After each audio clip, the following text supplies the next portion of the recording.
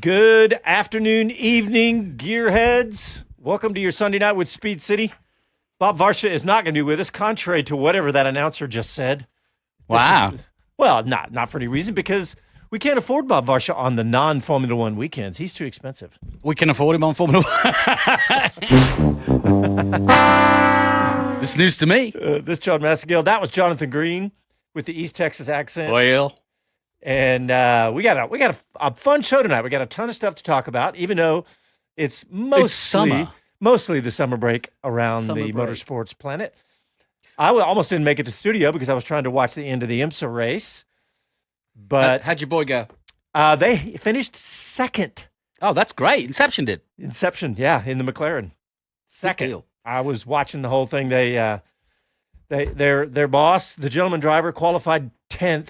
So I was a little worried, but Shandorf, they put him in the car, and he just nailed it, man. He had the fastest lap of all the GTD classes last year. They finished second last year, too. But they finished second this year, but I think he ended up with the second or third fastest lap of all the cars in not just GTD, but GTD Pro this year, too. So talking to McLaren, guess where Zach Brown, head of McLaren, was today? I know where he's going to be in a couple of weeks, and we'll talk about that. Yes, you've got a story, yeah? Yeah. He was at MotoGP. Oh, was he really? Yeah, and I thought he goes, oh, yeah, I had a weekend off. And I thought, God, weekend off and you go to a MotoGP? Turns out he was a guest of Monster, so he's probably slightly obligated to go. Yeah, but there was some ulterior motive there. Yeah. He's too much. But he loves MotoGP. Start chatting about it. Yeah. And, well, not that he wouldn't go to that if he had the chance, but I saw somebody tweet about MotoGP, the British Grand Prix, saying they were saddened because there's only 42,000 people there. Yeah, but it wasn't. That was a surprise. And weirdly, a British guy won in Moto 2, so Jake Dixon won. Sadly, Joe Roberts, if you didn't know, spoiler alert. I know. Was running fourth and had a really good run and looked great, actually, sadly, before he fell. Yeah. Well, there's also that news. I actually took a vacation this last week. Good man. And been kind of out of touch, but while you were away, it's been hot and humid. Yes. Well, I was in Georgia, so it was hot and humid there, too. Good. Yeah, they know that. But I did text you that one thing about Joe Roberts not being picked up for the Trackhouse team. Well, the funny thing is he was fighting with Agora.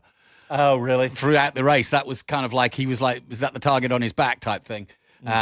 He wanted to prove that he was better. And I don't know why Trackhouse have done that. I really don't. Because, Agora's good, very good.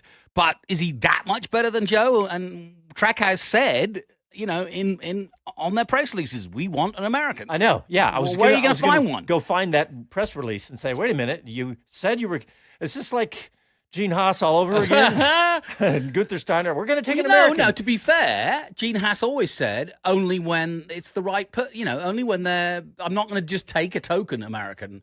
And it's not like Joe's a token American. He's still in the hunt for the championship, as is Agora, but, Yeah. Well, look, let me go down on what we're going to talk about because we've got plenty to talk about. We've got lots of Formula One stories. We have an exclusive interview with a Cadillac factory driver, Alex Lynn, that I did right before I went on vacation about a week ago because he's going to be here at the Lone Star Le Mans here in Austin. I just saw some Lone Star Le Mans adverts today on national TV, and they were good adverts, nice promos. So, yeah. What channel? What were you watching? I was watching, it was Olympics. Yeah, I was watching Olympics. So that's pretty cool. NBC. So that was probably, were you watching the local NBC affiliate? Yeah, probably, yeah. Yeah, it was probably because, it was a local insert. Yeah, it would have been. Yes, yeah. Oh, man, what an awesome event. Back to the US, it says. IMSA. WEC. WEC. Yeah. Yes, not really IMSA. WEC. Not, there used to be, the Lone Star Le Mans was WEC and IMSA. I used to have a weed whacker. Not the same. Not the same? It did have an engine, maybe. Okay. Might have had an electric. No. But not the same. Let's see. What else are we going to talk about? Mostly lots and lots of Formula One stories we got. Actually, in here. there was quite a lot of mic drops at the end of Spa, wasn't there? Really, when you think about it. We went to summer going. In fact, that Monday after Spa, it all kind of landed, didn't it? Well, I want to start with that. Don't you? Yeah. I want to start. Well, go with science first. Okay. Well, we got over. We got over Spa and it was good, but there were question marks in the air, and one was Mercedes, one was Sainz, and whether will he, won't he go to Audi, and we won't. He won't go to Audi. He won't. He's going to Williams, which I think is a coup. And even James Vowles is scratching his head as to why didn't anybody else take him? He's the best driver. That was the story that I didn't even put in the show doc that I was going to talk about, because James Vowles came out and said, basically, I can't believe he didn't go to Mercedes or Red Bull, thinking Checo, right? Yeah. But he was just saying, he said, I rate him as the fourth best driver, if not higher. Yeah. And he was saying, I can't believe it. He was just giddy, I think. Last week I talked about how copacetic and how a great partnership Albon and Sainz would be. They'll get on well. They're both very fast. They're both capable of winning. They'll push each other. I hadn't thought of the obvious problem. What? To get Sainz. Oh, yeah. They've had to pay a lot of money. And so who's the number one driver at Williams? Yeah, good question. I mean, it's Albon's team. I think the expectation, it's got to be Sainz. It's got to be Sainz. Yeah. Well, they're going to be paying him probably 3 times what they're paying Albon. Yeah, the money, and he's an ex-Ferrari driver. Let's just say that out loud. Right? All right, and the thing is, Albon was dropped from Red Bull, so he probably took what he could get. Sargent obviously was earning probably less than $1 million. I would doubt that he's probably earning a few million. Is all he is. But I'll tell you what, if he whoops Carlos's ass the first year, which has a potential, he knows the car, it's his team, it's a team built around him. I think that'll be his intention, is to say, hey, I'm worthy of another 5 million. This is the fun side of the silly season, because you get to go, okay, we get to compare, right? So if let's say Albon does beat Sainz handily, let's just say, then we're going to say, wow, he really was that amazing. And maybe that means Logan Sargent's not as bad as he appeared. Or if the opposite happens, if Sainz just stomps Albon, then you're going to go, ooh, how bad was Logan Sargent? Or, how bad did he get? I like to say, how bad did he get screwed? Because the way they treat him, taking his car away and yeah. So, but anyway, that's one of my favorite parts about the silly seasons, is because you get to compare. But then you see people, when they switch teams, how the wheels fall off. I mean, that were like when Vettel and Ricardo and another, we've seen it before. It's like whatever the magic was of that driver at that team, when they did so well, they move, and then everything falls apart. Yeah, it's true. And everybody talks about individual styles and suiting cars that suit certain drivers. We describe Verstappen liking a very tight, twitchy car compared to others that like to let it slide, et cetera, et cetera. So, yeah. Hey, here's an interesting thing about Sainz. Lando Norris says about Carlos Sainz, he says he should have gone to Red Bull, is the bottom. He says, honestly, the easy one to just say Red Bull. He should have gone there, in my eyes. He said, obviously, I'm biased.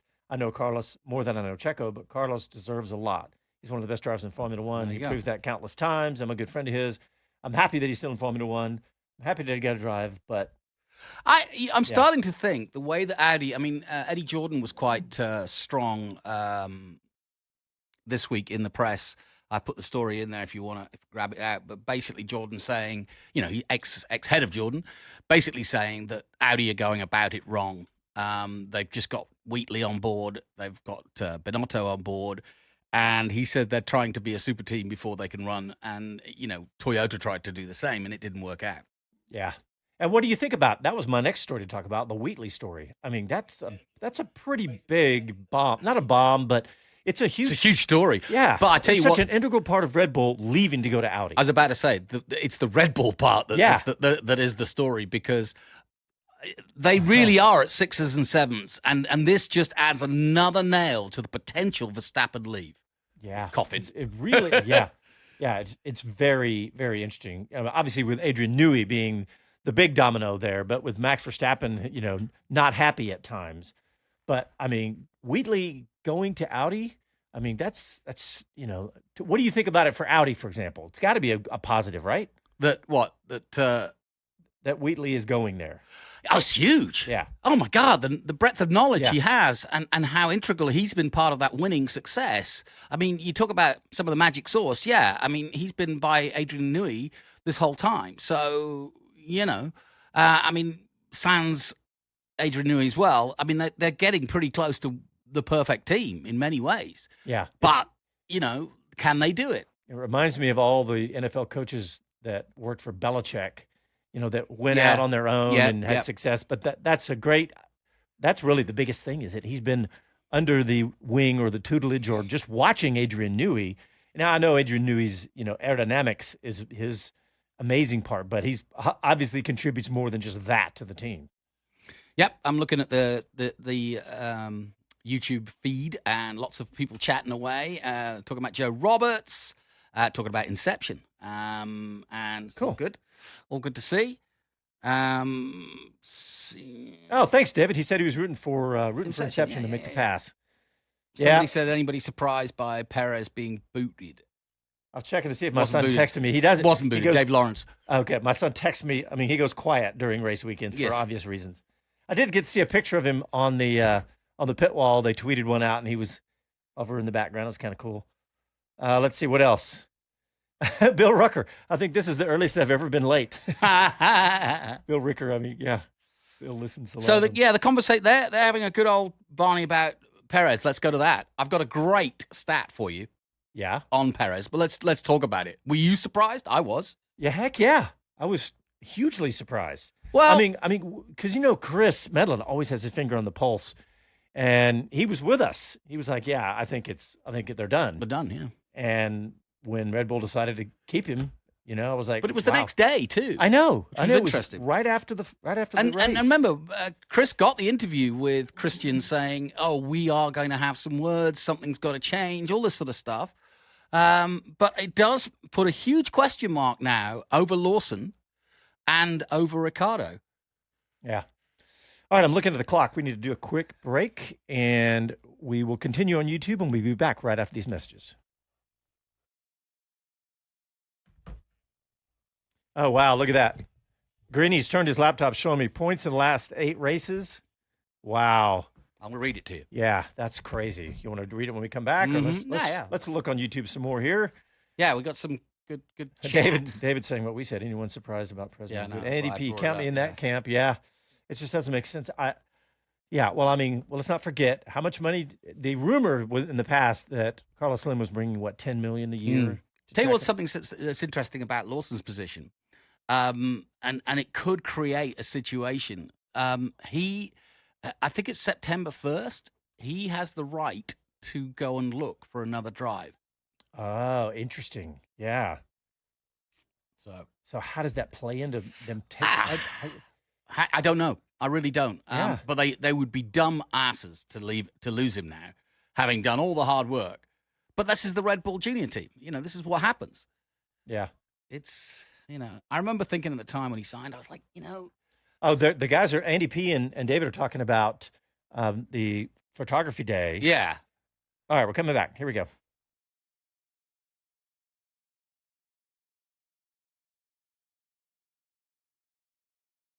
Hello, I'm Jenny Gow from BBC F1. You are listening to Speed City. Welcome back to the fastest hour in radio, Speed City. All right, welcome back to your Sunday night with Speed City. During the break, Jonathan and I were talking with our YouTube folks about Liam Lawson. And Jonathan, I know you know Liam as good as anybody. You watched him up through the ranks at Toyota Racing Series. Since he was 15. Yeah, and the conversation is now, it's like, there was speculation. David on YouTube was saying that he wasn't strong enough during the photography day. Yeah, I don't believe that. But it's hard to judge. The whole conversation is that it's hard to judge that. Hey, I'm with David Lawrence. Like I mentioned, he's out of effectively. He can go and look for another team. And Audi now with their Hulkenberg, do they go with Lawson and say, hey? Yeah, he could certainly be in that. Certainly should be in that conversation. Why not? Yeah, why not? Yeah. Interesting, very interesting. I wanted to read my go back to Perez for a second. Listen to this stat. Points in the last 8 races. Verstappen, 141. And it's got to be Lando after that? Oscar, actually. Oscar Piastri, 126. 3 ahead of Lewis Hamilton, 123. This is the amount of points in the last 8 races. Lando, actually, 116. Then it's Charles Leclerc, Carlos Sainz, and George Russell, all on 79. Guess who's next? On 28 points, compared to his all the way teammate down. Max Verstappen. Wow. Who got 141. Checo. Wow. Checo with 28 points. That is So that, I mean, that's a stunning number. If Andy P and Lawrence want to put that in their pipe, that just answers the question. It really does. Yeah. So. Well, it actually doesn't answer the question. Why is he still there? Well, yeah. And I'm not bashing Checo because it's like everybody. He's so likable. You can't. But I'm just looking at it. If I'm putting my team manager hat on, I'm like, how can you stay? There's got to be some things that we are not privy to, right? I think one of them is the Ricardo thing was all Christian. That was part of the power swing. Yeah. Yes. Okay. So Christian, I mean, what you're saying, Daniel Ricciardo is Christian's boy. Correct. Essentially, yes. And the whole point of him going to RB was to bring him into the, so he hasn't got his wish because he just hasn't, Ricardo just hasn't performed. I mean, Helmut Marko would just turn around to him and say, look, you can't just put him into the Red Bull team. He's just not going to do it. Yeah. He's not there yet. He's not beaten Yuki. Yuki's out-qualified him completely. Now, he's racing better. But when you compare, if Yuki doesn't even get a test or a look-in or that's the part I haven't understood at all. It's like Yuki Tsunoda has been ignored in the conversation completely. Yeah, it's a weird one. But so those were the big drops. And by the way, their points, Tsunoda's got 22, Ricciardo's got 12. Yeah. So that was the big sort of mic drop from the Monday after Spa. And we go away to the summer holiday, I guess, scratching our heads as to, half-term report and also looking ahead to the second half. Do we now agree that the team to beat in Formula One after the summer is McLaren? Yeah, I think you have to right now. I think their pace, their race pace, qualifying pace. I mean, Bob Varsha said this a while back. He said Max Verstappen is worth half a tenth or more. And maybe you said half a second. I don't remember what it was, but anyway, that he's just worth that many points. I mean, that much time. And I think it's, I think that you can. That is a huge argument that the pace has not been there for Red Bull, but Max has kept them in it, and their strategy for the most part. Yeah. They haven't been flawless, obviously. But I would predict now that they're going to struggle to win the Constructors' Championship. Yeah. Well, Gunther was on our show. Remember? He predicted. He said Max will win the Drivers' Championship. He's got too big a lead, but McLaren will win the Constructors' Championship. Interesting. Yeah. I thought that was pretty good. I got another good stat for you. Let me find Go it. on, Put it. It was the Belgian Grand Prix, the first time in history that all top 10 finishers in a race were previous race winners. That's pretty cool. That's a crazy stat, and that goes to the whole box that is Formula One 2024. I mean, it really is one of the best seasons. We've been praying for a season like this for years. Yeah. And we always complain about the dominance of Red Bull, the dominance of Mercedes, and it's a 1-2 again for Mercedes. Or it's we've had 20 years now of two teams pretty much dominating. And now suddenly it's breakout time. 7 winners. And your stat, And 10, listen, because in the race, Hamilton won it. He has 105 wins. Piastri had 1. Leclerc has 6. Verstappen 61. Lando has 1. Carlos Sainz with 3. Perez with 6. Alonso with 32. Ocon with 1. Yeah. And Ricciardo with 8. Wow. That's pretty cool. That's very cool, yeah. I like that. Yeah. All because, Ricciardo's, those 8 from Ricciardo would have only just counted because he got 11th, actually, but because of the Russell thing. I saw a really cool poll on one of my favorite news sites that I like to go to is racefans.net. Yes. Keith Collatine, your buddy. You know it. He's good. And very good. Really good. And I also find stories there that you don't find everywhere, right? Yeah. I'm just doing this out of memory. Maybe I can find it real quick. But the story is that they took a poll and said, do you think that the wind tunnel rules that we're now operating under, where the higher you finish at the end of the season, the less wind tunnel time you get, just like the NFL draft and that kind of thing, is it working? And my immediate response was like, well, duh, look at this season. And the poll pretty much bore that out. It was like 65 or 70% said it's working. There were degrees, whether yes, it's working great, or yes, I think it's working a little bit. Anyway, but I thought that was a good stat. It kind of goes along with this other stat that I was just talking about, all the winners in one race, the top 10. But do you agree with that? Do you agree with the poll? Yeah, I think so. I don't see, it's hard to bet against that, isn't it, really? Yep. I think it's actually pretty obvious, and I think it's a great rule. I love that rule. Yeah, and I kind of like the challenge of it because it means you know you're made to work even harder. Put it that way. Yeah, absolutely. If you continue to dominate as Red Bull have, and with less and less, you know, sort of what I would call R&D, and the wind tunnel is a huge part of that. Yeah, I'd like to ask O'Neill how they police that. Yeah, it's a Wouldn't that tricky be one. interesting? Yeah, and there are still areas in Formula One where you wonder, like, you know, what the heck? How do they know? How do you know? they've got a furbo in every factory. They're feeding them treats. Yeah. Yeah. What else? Some other good stories here. McLaren. The signing of Andrea Stella to a multi-year contract extension. Yeah. Well, not a surprise, but a good move by him to say, knock. Yeah. Can I come and have a quick word? Yeah. We're winning now. Yeah. It's good timing, right? Yeah. Knocking on Zach's door. Yeah. Going, how long was that contract? Hey, and what a season McLaren are having, full stop. You just mentioned Inception in IMSA, right? Yeah. You know, going well there.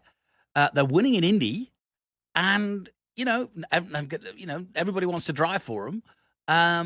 It's high times for McLaren in a lot of ways. Yeah, it says a multi-year contract extension.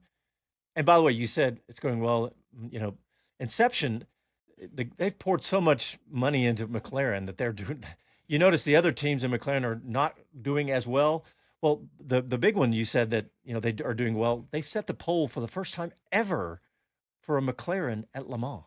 Wow! Ever in all of time, which sounds crazy. I didn't realize that. Yeah, it was so the first- GT3 they were pole. Yes, they were pole. Wow. It was the first time a McLaren ever on pole in any class, by the way. So will Inception race here at WEC? No, they will not race in WEC. No. Okay. No, they just did Le Mans.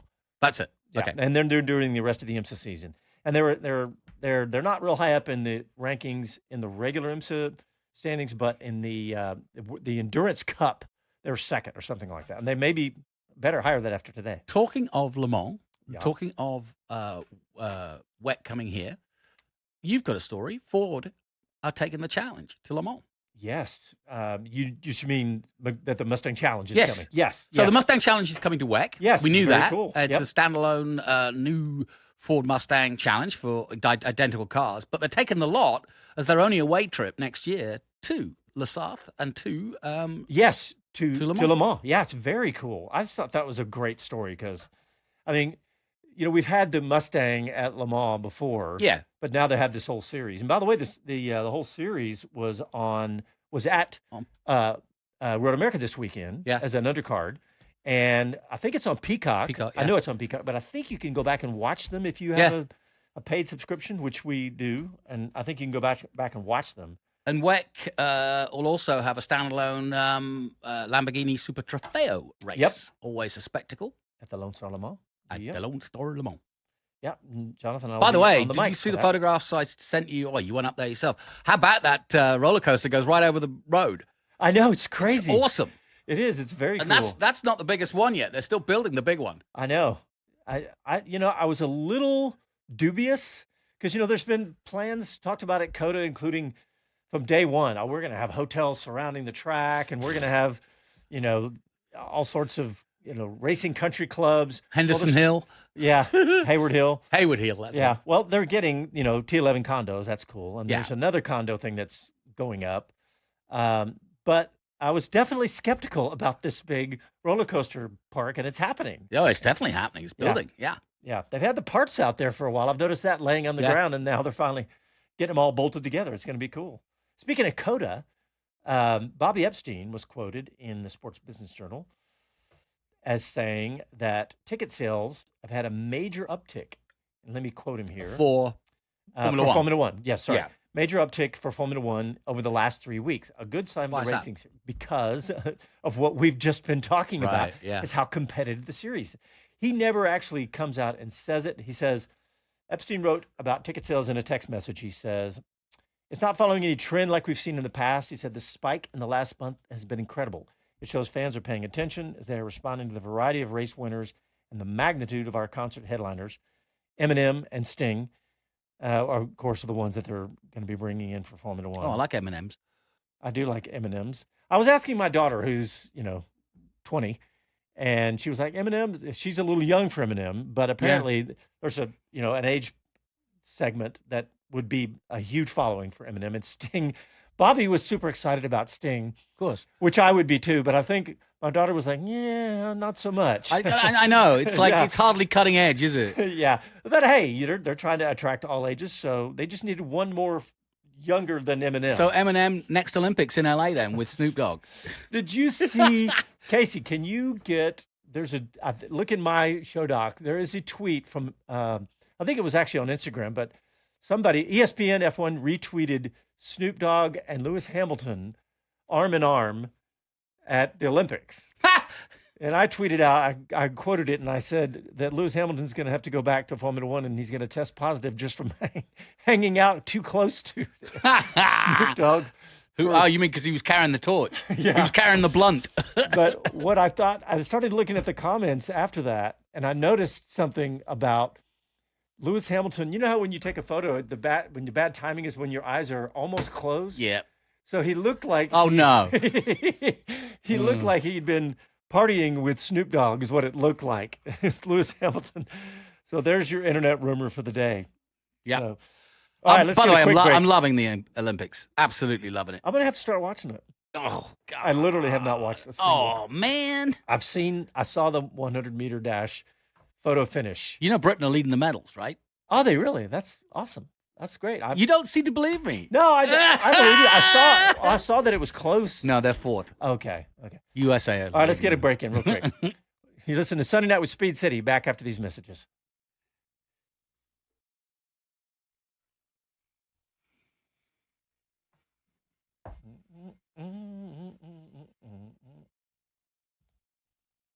Here's a good line. Dave Lawrence again, or David Lawrence, I should say. Do you think Mercedes will also be more of a headline post-summer break? And I agree. I think they found something. Whether it's consistent, I don't know. But they've done it now at a couple of tracks that were so different that whatever problems they had, right. Because they were talking about high-speed corners versus low-speed corners. They were good in, they were saying that there were pluses and minuses. But, I think Silverstone proved that even in high-speed corners, they've got it together now. And therefore, they've got the package. I love how Mercedes talked about, Andrew Shovlin and everybody talked about how it happened, how it's like how we envision it, right? Where you don't know what's wrong and you try this and you try that and you try this. And because I don't know if you've ever, I've been there and trying to diagnose when I had my computer business back in the day, or when I'm working on my car, especially, you going, I can't figure out what this is. And you magically figure it out, which is what Mercedes did. Yeah. Sleep on it.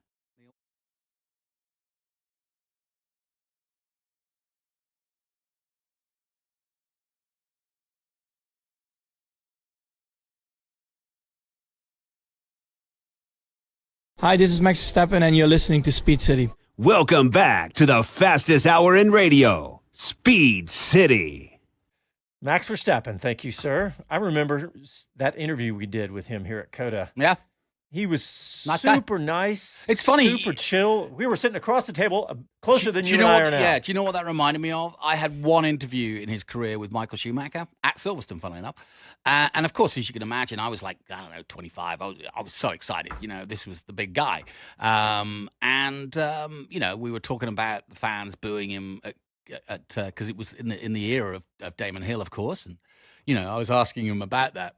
But he was just so engaging. He was just such a nice guy. It's the old story. You don't get to, you only get the person, you only get the, if you like, the public persona of somebody. And so you have an impression of them. It's a bit like watching a late you night get the show. impression of them in the heat of battle, right? Right. Let's not forget. I always contend that the number one ingredient in a world champion of any kind, the champion in whatever sport, is they have to be hyper competitive. Because that drive, if you don't have that fire, you'll never get there. And that's what Max has, and that's what we hear on the radio. Yeah. And you hear that burbling up in interviews. But when he's not, because we're just having an interview. He came to Austin, came to COTA for the race, for the USGP, and we're just sitting down and having a chat. And he was just super nice guy, just pleasant as all get out. Yep, I agree. By the way, speaking of Max Verstappen, I'm working on our media kit a little bit, and you had put in our media kit a while back some of your favorite clips. Yeah. And the clip that you put in was the 2017 USGP at Coda when we were doing the commentary, the play-by-play. Oh, Verstappen up the inside. Verstappen with Kyle Kirkwood as your That's co-com. right. That's right. And, Kirkwood had just won the F4 championship, so he was a kid. He was he was a child. That's what I love about doing the junior series is that you get to know these kids before they're superstars. But the amazing thing was how mature and composed he was doing commentary. I mean, he was very nervous because he was over in the booth with me doing a pre-race. Yeah. Right. And in fact, that was the pre-race. I know what it was. We were doing the pre-race and we were also doing the commercials in between while you and Bob, I guess, or whoever was doing the play-by-play.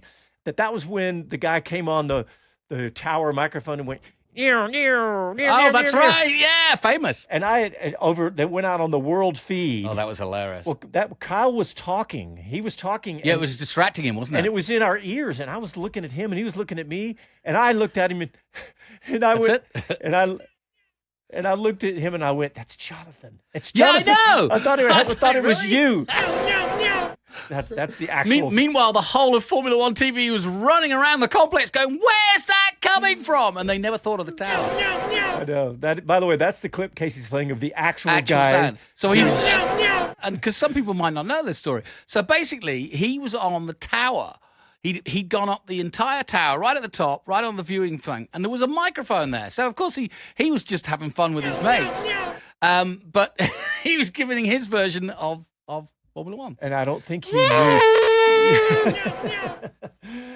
and at the time, I think I saw like a quote from him a few days later. He said, "I wasn't sure where it was going out."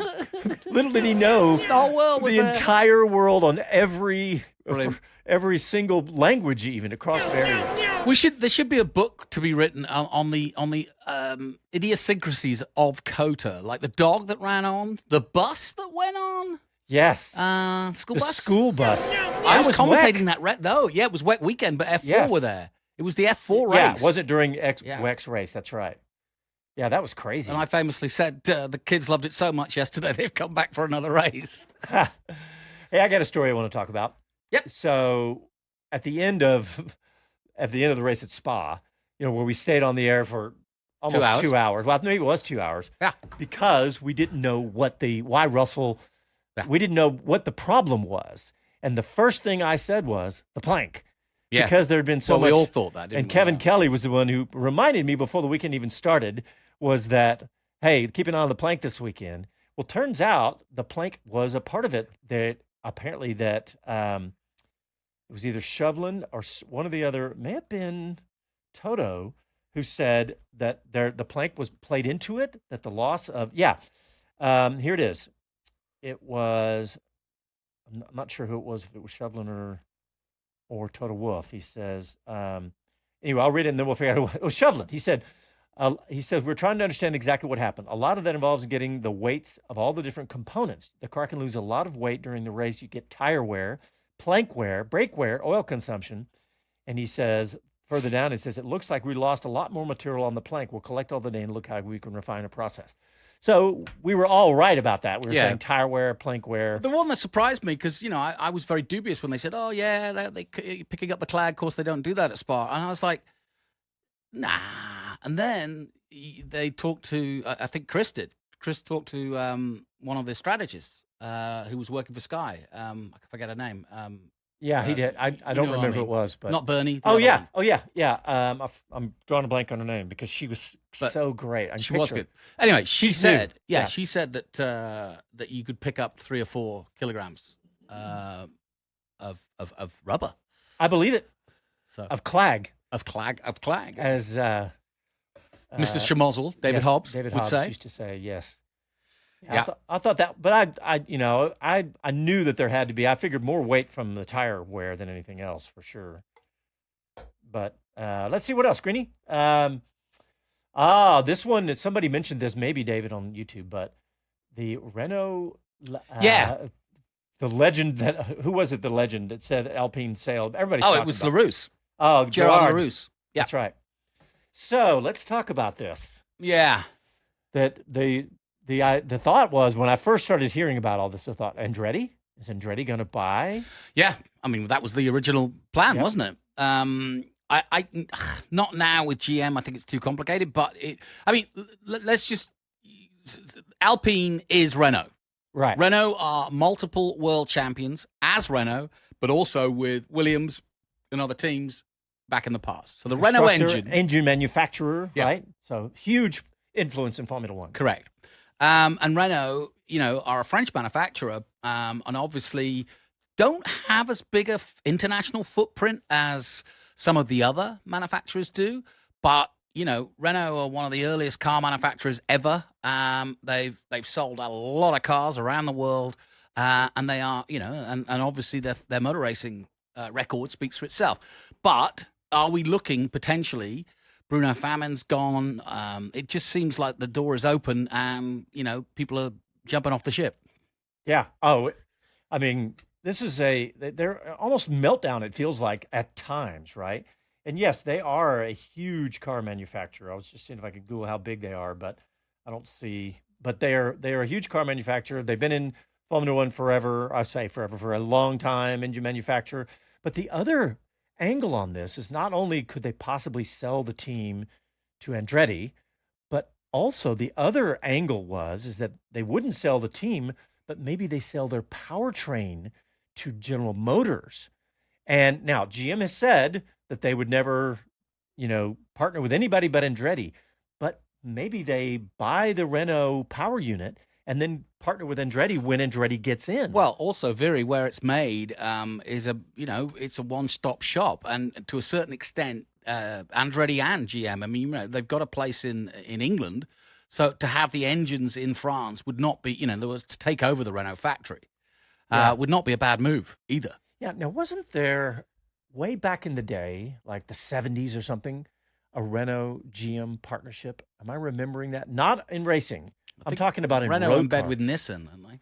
They are now. Ah, right. And they have been. I think they still are. I think it's all one company. But I'm thinking years ago that there was some You may be partnership right. there. So anyway, I there don't could be know. some history there. Not that would But could mean by the way, the anything, other but- bit of sort of positive news for Alpine, and it's not all doom and gloom like it's all shutting up shop. That's merely the engine side, right? Right. But Ollie Oakes, think about this. You talk about intellectual property.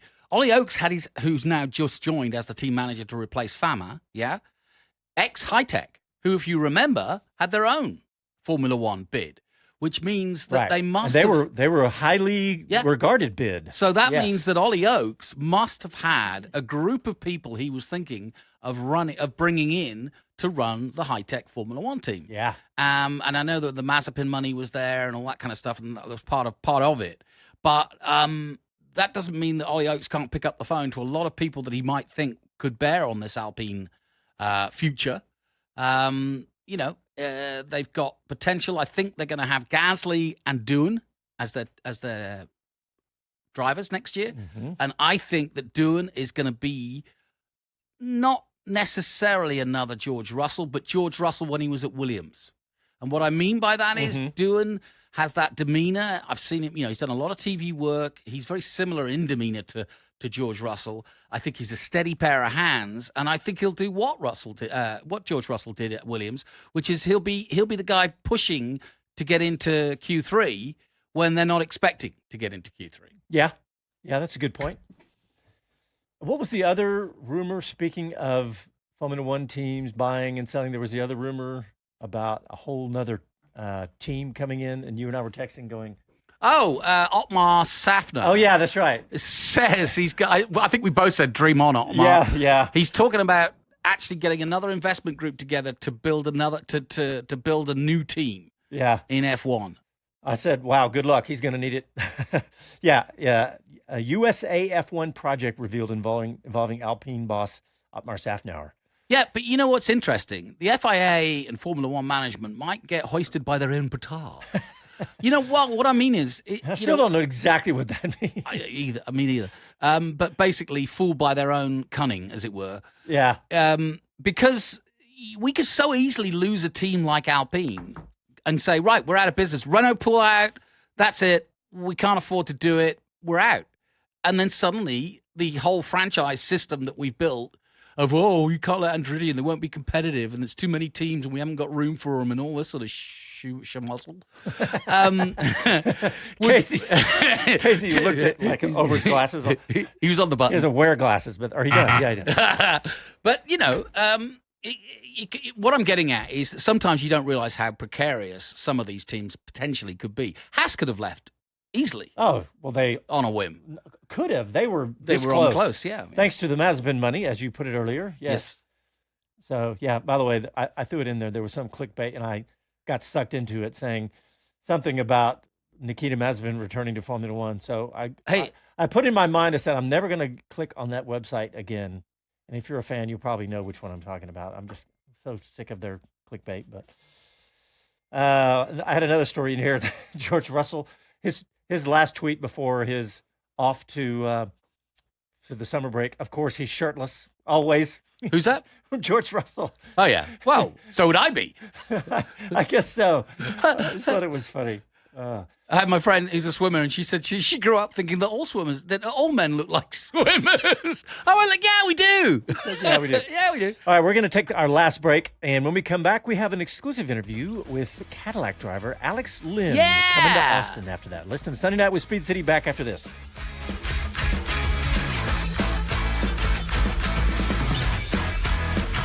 All right, YouTubers, do y'all like our ADHD format where we just bounce around, just checking to see if you guys appreciate that? You mean our normal interface? Well, that's normal for you and I. It's like, yeah, what the heck? We're just riffing. did we miss anything? Oh, there's lots of stories out there. NBC has Snoop Dogg living his life in Paris. Oh, yeah.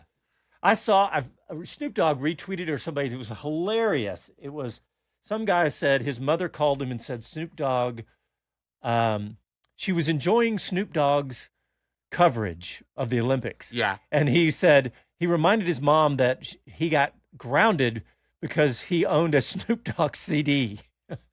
And now his mother loves Snoop Dogg That's on hilarious. NBC's coverage. I tell you what, he's funny on the commentaries. You've seen some of the sort of riffing he's done with the commentators. Really? Oh, yeah. He'll look at some highlights like badminton or something and start talking, half rap, half commentary. It's really funny. Joe says ADHD is the way for me. Well, good, because that's all we got. That's what you get for the next 3 weeks. Yeah, that's what we got. Coming back.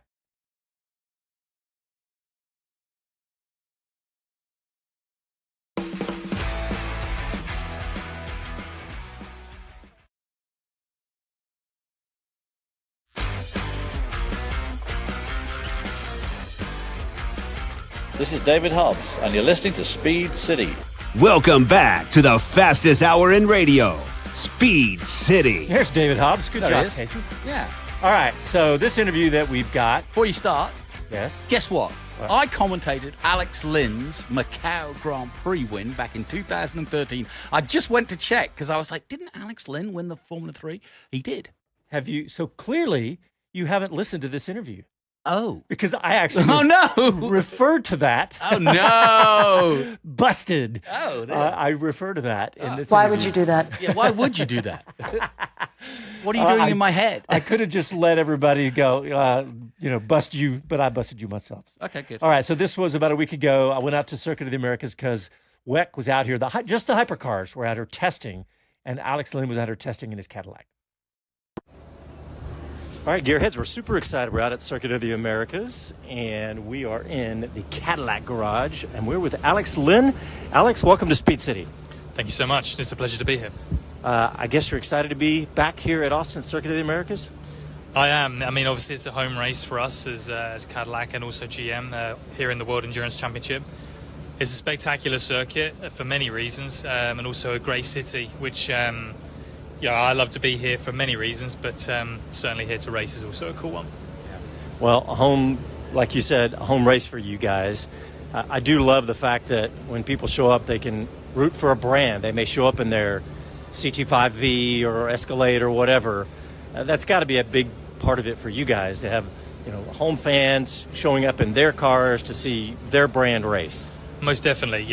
Also the Cadillac racing fans are very passionate, and that's what makes professional racing so special. Is representing something, representing a brand like this, and knowing you're out there to try and prove a product and to put on a show, which is ultimately what I love about being a racing driver.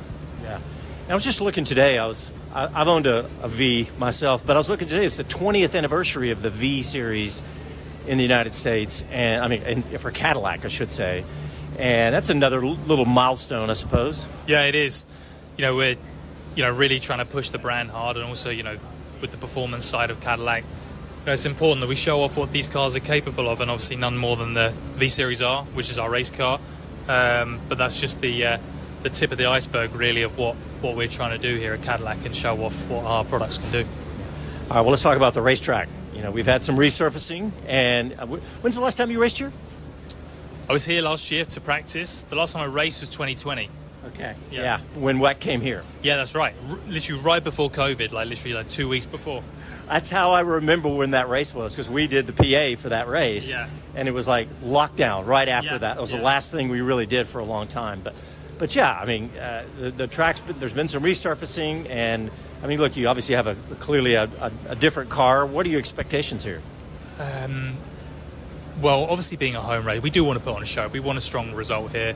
Obviously, it's a very challenging racetrack due to its undulation, also the heat this time of the year. The surface is also going to be repaved again, obviously for Formula One at the end of the year, but I think we'll be the first race series to be a part of that, or to fill the new pavement. But certainly as a track, it throws up a lot of difficulties, so actually it's not an easy challenge, this one, again, especially with the heat here in Texas. Yeah, for sure. And you don't know what you're going to get. September 1st could be, it could be well over 100 degrees. Yeah. That can happen here in Austin. So, so the car, how are you guys, how is the evolving? And now we've got hypercars. That's got to be super exciting. It's from a geeky gearhead standpoint, it's awesome. But just watching them take off quietly and then blast off and all that, it's got to be exciting for you guys too. It is super exciting. It's a big challenge, especially in the World Endurance Championship. We obviously have, Ferrari and Toyota. But you have to say they are performing the best this season, and we're really, we need to try and take the fight to them. And I think that's the big challenge, and that's the reason why we're here, to try and catch up, because no one's really slowing down in this championship. Everyone's going full blast to try and improve all the time, and that's got to be our aim. Well, and you've mentioned it. There's so many manufacturers this year. Honestly, from a fan standpoint, that's got to be one of the most exciting, because I can't even name them all. It used to be, especially in the top class, it was, it dwindled down to just Toyota, and now it's just so many. That's got to be one of the biggest attractions for the sport right now. No, it really is, and for everything. That's sports car racing is in a fantastic moment, and I think that's what we need to cherish and be proud that we were a part of this, but also fight to the last second to try and win. And if you can win in this with how difficult that everything is right now, then for me there's no harder way to earn it right now than how the World Endurance Championship is right now. We're sitting here right by one of the noses of one of the cars with the hypercar on it and everything, but talk about the driving of a hypercar with a hybrid drivetrain and how different that is from just a normal internal combustion. Well, the good thing about the hybrid is it obviously has so much capability for the driver, with so many tools that the hybrid brings with its brake-by-wire braking system. We effectively can have so many tools in the cockpit to adjust how the car's balanced and how it behaves, more than just a generic internal combustion engine car. And that's all thanks to the hybrid. So actually, in my opinion, it increases the pleasure of driving, because the amount that the car can do is increased by probably 10, times 10. I didn't realize, so you guys have some of that control of the regen and things like that. You actually have a lot of that control at the steering wheel. We have total control of everything. Wow. Obviously we get input from the engineers, but we need to know the car inside out intrinsically and how the mathematics is mapped within the car, and the driver needs to understand what his input does to the car, because when it's a race car now that's mathematically based in essence, every input the driver has, the car will react with its electronics. So actually you need to understand how your input is affecting what you're getting back out of the car. Yeah, is there engineering training? I mean, because obviously we're talking about driver training and all those things, but there's so much technology you got to get trained on that, I'm assuming. Yeah, absolutely. I wish I'd have stayed in school a bit longer. But it's funny how, obviously, our main job is driving fast, but when you need to know something that is going to improve your own performance, you quickly work it out and want to work it out. Well, and finally, Austin, Texas we got COTA, but Austin is Austin too. It's a fun place to come visit. And I mean, do you get to enjoy some of that? And if you do, what do you recommend to people? So these interviews are going to go out before people get here. They're going to want ideas to do while they're here. I think it's just an amazing city. You know, the vibe is so cool. Obviously I'm a European boy at heart, so it gives me a lot of European vibes. Actually, there's a big coffee culture here, which I love. A lot of cycling. I see a lot of cycling teams training early in the morning. I love that. So actually, I don't know if I'm wrong, but it feels a bit of a blend between America and Europe. That's how I feel anyway. Yeah. Well, I think if you go all the way back to when this track was founded, there was a little bit of that. There was obviously talking about how it was centrally located in the United States and in Texas with Houston, Dallas, San Antonio all around it. Yeah. But I think you're absolutely right. In fact, I know you're right. I live here. So I know it. The vibe here is not just, it's kind of unique. It's not Texas all the way, or it's not, U.S. or whatever. It is unique. So that's pretty cool that you got that. Well, Alex Lynn, good luck on Labor Day weekend, and we appreciate you coming on the show. Thank you so much, and hope you guys enjoy the race. Awesome. There you go. Yeah.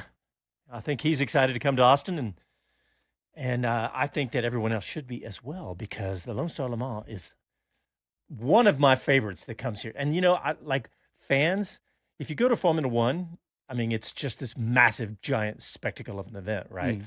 But WEC is something that you can get your head around, I guess I could say, or that you can enjoy it a lot more in some ways, because it's not just huge, massive crowds and spectacle. And you can, if you got a paddock pass at WEC, you can get down really close in everybody. And well, plus with a 6-hour race, plus 2, support races in Lamborghini and Mustang, move around the track. If you're a general admission holder, go around and see these amazing space-like crafts. I mean, they are like missiles, aren't they? So different than anything you've ever seen up close. To see them coming through the S's, then to see them coming over at 10 and at 11, and then maybe go to the stadium section. Wow. You're going to get some really interesting looks, and they sound awesome. Well, and I said to Alex, people are going to come up there in their Cadillac to see him, but who are the teams that manufacturers? Alpine, Aston Martin, BMW, Cadillac, Corvette, Ferrari, Ford, Lamborghini, Lexus, McLaren, Peugeot, Porsche, Toyota. I mean, it doesn't get any better than that. It's insane. And of course, Jenson Button. Yes. Driving, Valentino Rossi. Yes. Alex Lynn. Alex Lynn, of course. Well, but also badasses like Brendan Hartley, former world champions, Sebastian Buemi. You mentioned Jensen, Earl Bamber. Yeah. There's some really world-class drivers. Yeah. And we're going to have I think we're going to get some Corvette racing drivers on the show soon. Corvette has been doing great lately. They have a fantastic history, but they'll be fun to see. And we'll try and get some cool cats like Ben Keating in the booth. Man, did you see Ben Keating this weekend, yesterday? He had a big crash, right? Wow. He hit the wall. Okay? Yeah, he's okay. I mean, a huge testament to safety in racing, because it looked like one of those, they say you're a passenger. Yeah. I mean, he literally just went straight into the wall, but he was fine. In fact, he was Ben. He was on the microphone today going, he was, down on himself, but he's just an amazing guy. The fact that he's, in his 50s and racing an LMP2, That's amazing. He's not just racing a GTD he's or at whatever. the world level, yeah. You don't move to LMP2 to, not just anybody. Anyway, he was fine. He was totally fine. Yeah. So, but yeah, Labor Day weekend for Lone Star Le Mans. Can't wait. Yep. And you said something about the racing, about when, but I believe the race goes from 1 to 7. Yep. because it'll be after the sun sets or right as the sun is setting. So that's so much fun to see COTA at night. So I just looked up. We're out of time. Okay. So It's a shame. Yep. We we'll just be back. started. Yeah, I know. It feels like it. We'll be back. We'll be back next Sunday night. But what'd you say, Casey? 40 seconds. He said we have 30 more seconds. So isn't he the one that likes for me to give him a little slack? But so we're just going to talk right up to the very You're eating in end. the 30 seconds now. All right. Well, don't forget, we'll be back next Sunday. And if you need any more content, we're going to put some fresh content out on YouTube this week. We got some interviews that Chris did. Thanks, everybody. We'll talk to you next Sunday. Happy trails.